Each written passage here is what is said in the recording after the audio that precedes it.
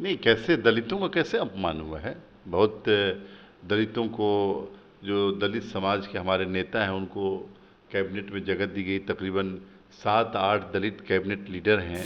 हमने सभी बैलेंस किया है। हमारी पार्टी ने, जो काम करने वाले लोग हैं उनको जिम्मेदारी सौंपी गई। बिहार की तरक्की कैसे हो, इस दबाव में वो रहते हैं। जानते नहीं थे कि ये लोग कहाँ डिस देंगे, कहाँ धोखा दे देंगे, मीटिंग नहीं करेंगे। इसलिए वहाँ तो नए थे हम, यहाँ तो पुराने हैं, और यहाँ एक एक चीज पहले से तय है। पनोरमा ग्रुप, जो सोचता है वो करता है। नमस्कार, आप देख रहे हैं भारत लाइव और मैं हूं हमजा अब्बास। देखिए, बीते दिन मंत्रिमंडल का विस्तार हो गया है। आपको मालूम है कि किस तरीके से नई सरकार बनने के बाद से अपोजिशन एनडीए सरकार के ऊपर हमलावर था कि मंत्रिमंडल का विस्तार आखिर क्यों नहीं हो रहा है। आपको बता दें कि मंत्रिमंडल विस्तार होने के बाद से भी अपोजिशन ने इसमें जो पेच है उसको पकड़ लिया है। अपोजिशन साफ तौर पर कह रहा है कि नीतीश कुमार काफ़ी दबाव में थे भाजपा के, और जो मंत्रिमंडल का विस्तार हुआ है उसमें दलितों और अल्पसंख्यकों का जो है वो अपमान हुआ है। इन तमाम मामलों पर हमारे साथ बात करने के लिए जेडीयू के सीनियर लीडर और एमएलसी खालिद अनवर हैं। सर, अपोजिशन कह रहा है कि दलितों और अल्पसंख्यकों का अपमान हुआ है सर मंत्रिमंडल में। नहीं, कैसे दलितों का कैसे अपमान हुआ है। बहुत दलितों को, जो दलित समाज के हमारे नेता हैं उनको कैबिनेट में जगह दी गई। तकरीबन 7-8 दलित कैबिनेट लीडर हैं और मंत्री बनाए गए हैं। तो और मुसलमानों में जो एक अकेले एमएलए थे जमा खान साहब, उनको कैबिनेट दिया गया। तो ये कहना सही नहीं है। हमने सभी बैलेंस किया है। हमारी पार्टी ने, जो काम करने वाले लोग हैं उनको जिम्मेदारी सौंपी गई है। और कोई कैबिनेट मिनिस्टर बनने का मतलब ये नहीं है कि वो अकेला जिम्मेदार है।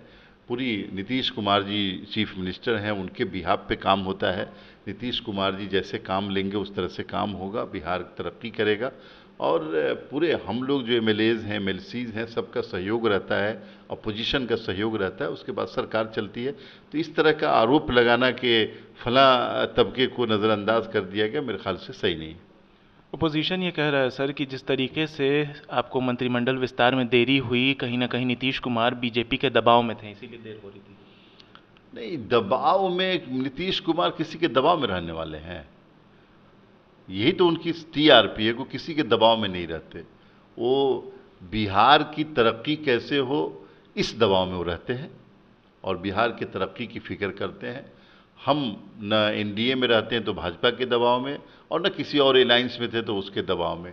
नीतीश कुमार का मिजाज नहीं है। और विस्तार में देरी हो रही थी, उसके कई टेक्निकल वजह थे। एक तो बजट सेशन था, उसके बाद विधान परिषद का इलेक्शन आ गया, इसलिए देरी हो रही थी। अदरवाइज और कोई देरी की वजह नहीं थी। सीट बंटवारे को भी लेकर के कहा यह जा रहा है अपोजिशन की तरफ से कि नीतीश कुमार जब इंडिया गठबंधन में थे तो सीट बंटवारे को लेकर के काफ़ी एक्टिव थे और बार बार कहते थे, लेकिन एनडीए में आते के साथ ही चुप्पी साध लिए हैं, इंतजार कर रहे हैं भाजपा के डायरेक्शन का। नहीं नहीं नहीं, वो समझ नहीं पा रहे हैं। यहाँ नीतीश कुमार जी जो चाहेंगे वो होगा।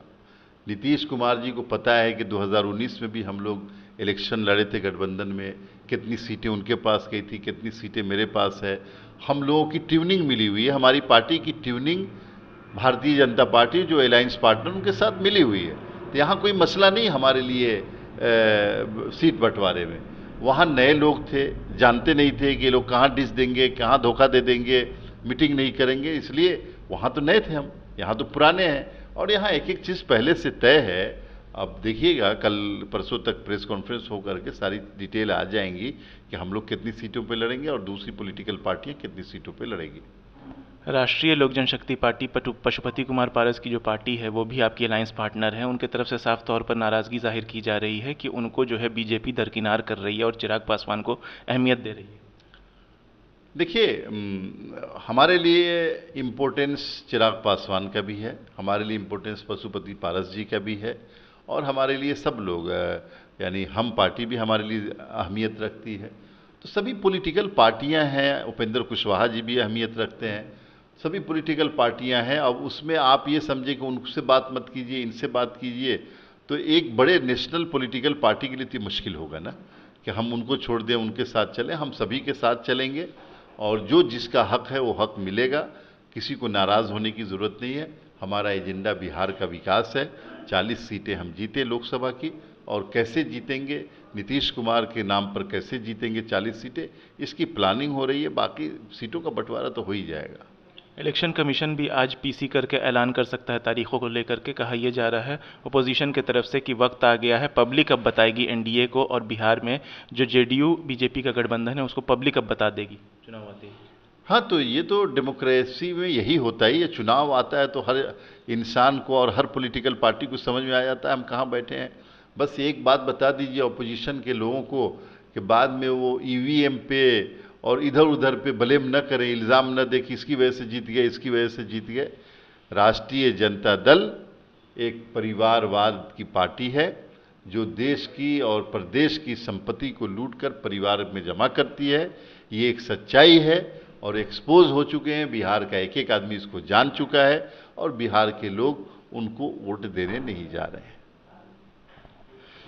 ये थे हमारे साथ जेडीयू के सीनियर लीडर और एमएलसी खालिद अनवर, जिन्होंने साफ तौर पर कहा है कि ओपोजिशन जो इल्ज़ाम लगा रहा है नीतीश कुमार के ऊपर कि वो किसी के दबाव में थे, नीतीश कुमार किसी के दबाव में नहीं रहते हैं। और रही बात बीजेपी के साथ उनके अलायंस की, तो ये नेचुरल अलायंस है क्योंकि जेडीयू बीजेपी पिछले कई सालों से बिहार में हुकूमत करता रहा है गठबंधन के तौर पर। उसी तरीके से अभी भी नीतीश कुमार और बीजेपी का जो अलायंस है वो काफ़ी मजबूती के साथ और नेचुरल अलायंस जो है वो आराम से चल रहा है। अपोजिशन का काम है सिर्फ दावेदारी करना। रही बात चुनाव का आगाज़ होने का और ऐलान होने का, तो जेडीयू बीजेपी जो कि एनडीए अलायंस है वो पूरी तरीके से मजबूत है और आने वाले वक्त में अपोजिशन भी देख लेगा कि क्या होने वाला है। बहरहाल ऐसी तमाम अपडेट्स के लिए देखते रहिए भारत लाइव। शुक्रिया। पनोरमा ग्रुप, जो सोचता है वो करता है। अगर ये वीडियो पसंद आई और वह बिहार के राजनीति और बिहारियत से सरोकार रखेनी तो सब्सक्राइब बटन दबा के चैनल के सब्सक्राइब कर ली। ओजे एगो घंटी बा, ओकरा बटन दबा देला से कुल सटीक और मारक खबर रुआ मुफ्त में मिल जाई। अगर रुआ पत्रकारिता के हमनी के नया प्रयोग में सहयोग कर चाहतानी तो ज्वाइन बटन दबा दी। पेटीएम नंबर नोट कर ली 9386816700। धन्यवाद।